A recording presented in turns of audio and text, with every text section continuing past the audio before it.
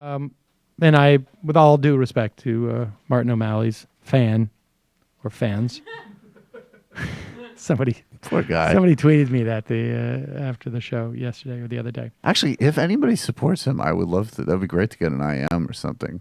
Yeah. If there's any member of our Genuine. audience. No, yeah, not a joke. There's like someone who's on board for Martin O'Malley for real. But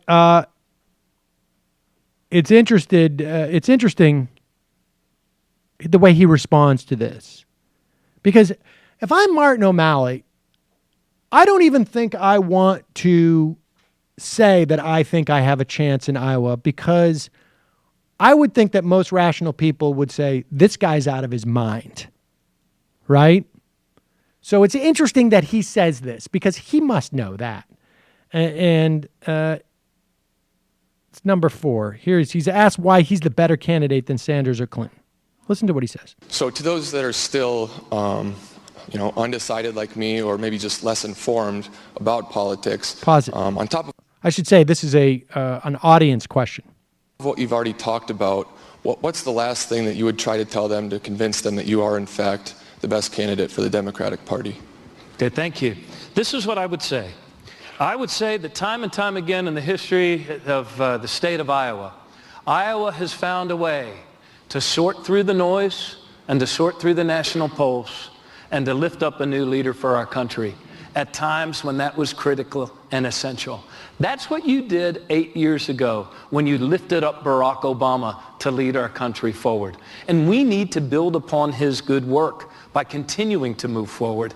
And I am the only one of the three of us who has a track record, not of being a divider, but of bringing people together to get meaningful things done. Raising the living wage, making college more affordable, creating jobs, healing wounds and divisions. That's what our country needs right now. We are a great people. We are a generous and we are a compassionate people. And we are far better than the sort of fascist rhetoric that you hear spewed out by Donald Trump.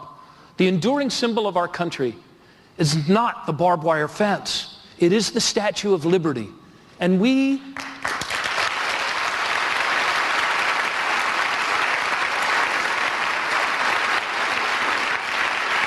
And so I'm not here to praise you, Iowa. I'm here to challenge you.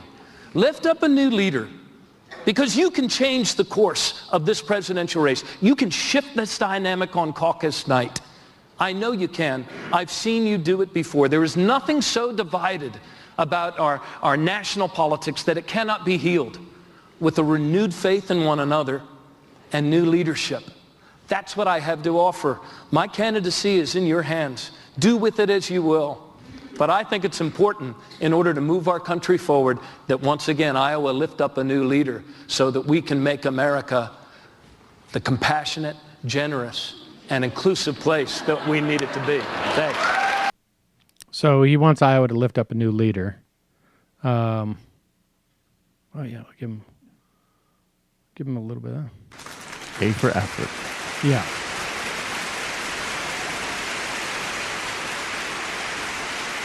Really strong pitch, I think, for him as vice president. Right? Homeland Security. I don't know. Type of There was job. a lot of he was really, there was a Secretary grab of- bag of stuff in there. Like he almost started sounding like religious.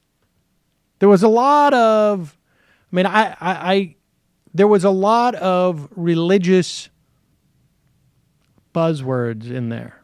I heard a touch of... Well, just even lifting up a new leader is a sort of a religious construction. Yeah, he can speak in that vein pretty well. I thought it'd be better for him in the polls than it has proven to be, but That it's set off Matt's, right? well, I thought it was interesting the way he kept saying to bring up a new leader. Like, okay, he's the youngest guy, so obviously he could mean him. But the way he said, keep him ready for caucus night or whatever. It felt like maybe he's teeing himself up to throw a support behind somebody. Maybe not Hillary Clinton, because he mentioned how Iowa chose a new leader in 2008. There you go. That's interesting. I actually just sort of zone out when he speaks, generally. I don't... I don't even mean it like in a bad. Now he's not saying anything bad or anything. I just don't focus. That's how I got Saul to go to sleep last night. You play some O'Malley, Yeah. and then he goes and spewing fascist stuff, and then Saul goes. Well, I Saul think to a kinda, certain like, extent, you know, he's saying that fascist stuff because, I mean, that's the thing about what he said there. You know, he is like, it sounded to me like he's saying, like, look, whatever you think you need in a VP, I can be that guy. I can do a little bit of the religious stuff. I can be a little bit of the attack dog. I can be a new generation. I can be a healer. I can heal people. I can play acoustic guitar. Imagine I could just see him begging. That'd be a funny bit of him begging Bernie, and Bernie's just like, oh, no, Martin.